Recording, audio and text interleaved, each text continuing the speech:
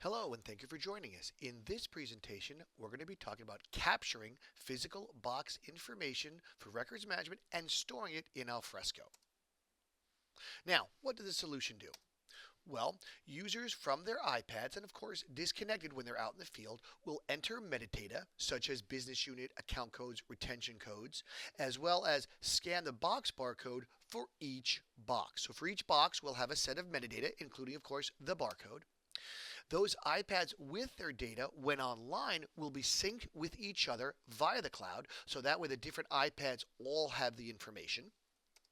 Once we've got that information, we can then send that to Alfresco, and it could happen at the end of traveling to all the different locations to scan the information, or at intervals, really depends on the needs. But once that information gets to Alfresco, it will of course check for duplications, and then it will create the required folders to allow the system to store all that information. Essentially, each box becomes an object in Alfresco with its own metadata, and that way users can go off and search for all of that information. And of course, the iPads do not need to be connected to the internet for data entry. When they're connected to the internet, that's when the syncing will happen with each other. Any iPad can, of course, send the data to Alfresco at intervals that make business sense. So let's do a quick diagram review to make sure we're on the same page. You've got your iPad. People enter in one iPad or several iPads. All right. Whenever they're online, it'll sync to the cloud and then back to the iPad. So in this example, all three iPads would have the same information because of the cloud syncing. And then at some point or at intervals, an iPad can send the data to Alfresco. Once that data gets into Alfresco, it will check for duplicates, of course, and create the appropriate folder structure as well as document objects representing each box. Okay, so the metadata that you entered now becomes searchable in Alfresco, and the idea is from Alfresco Share, your mobile app, or other systems, you'll be able to search that information and be able to do whatever needs to get done with that box information.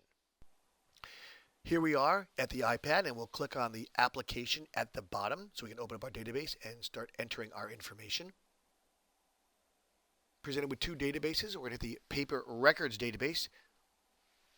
From here, when I click on paper records, I'll have the list of everything that has been entered at this point in time. And again, this would be a combined list of all the iPads based on the online sync. I click plus. Here is my screen. The red indicates these are required fields. So, and of course, these are example fields based on this particular implementation. So you'll go off and select the values from the drop-down lists as needed. Once I've selected the top two values, you'll see there. Now I can go scan my barcode. So I'll click on that. From here, I'll click on the barcode camera piece so I can then take a picture. My camera becomes active. I then go to my barcode and just click a picture of that barcode.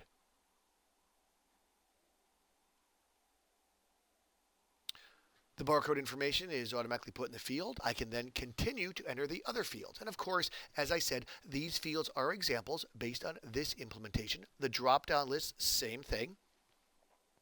And of course, for each box, I want to know what date period is covered. So I can select the from and to date for that box, so I know what information is inside that box.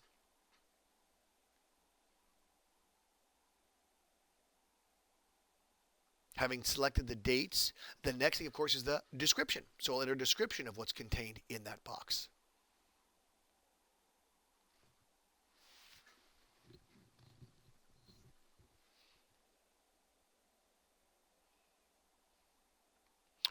Once I'm done, I can go to the next box. So I hit the plus sign to say, okay, let me enter another one.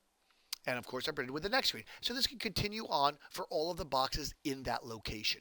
The entering the data, the scanning the barcode, and storing that information. When you're done for the day, you can see the list that you've done. Again, if you're online, it'll be synced automatically with the other iPad, so it could be a complete list. Here's the one we just entered, so we can go off and edit this if appropriate.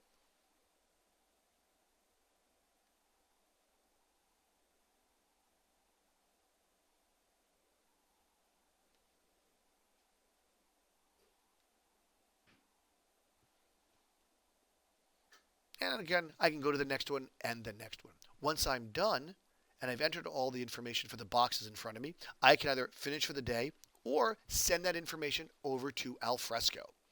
So I close that. I'll go to export, and here I'll be able to export my data and send it to Alfresco.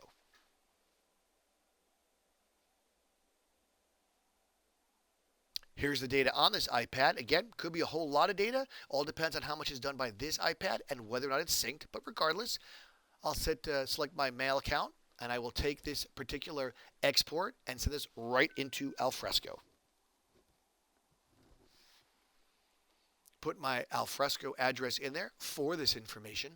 And of course, when it goes there, it'll validate it has the appropriate attachment, at which point it knows it's a valid email.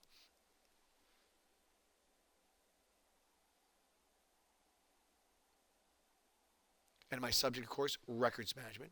Not necessarily a requirement to put the subject in, but always a good thing. The key thing is the email address and the attachment. That's what's going to control what happens in Alfresco. There's my attachment at the bottom, which is the data that's been entered. I hit send, and off it goes into Alfresco. I'm sent back to the main screen. From here, I can close out of this screen, which of course will take me back to the home screen of the iPad, at which point the data has already been sent to Alfresco, the appropriate folders have been created, and the data is now stored in Alfresco, able to be searched.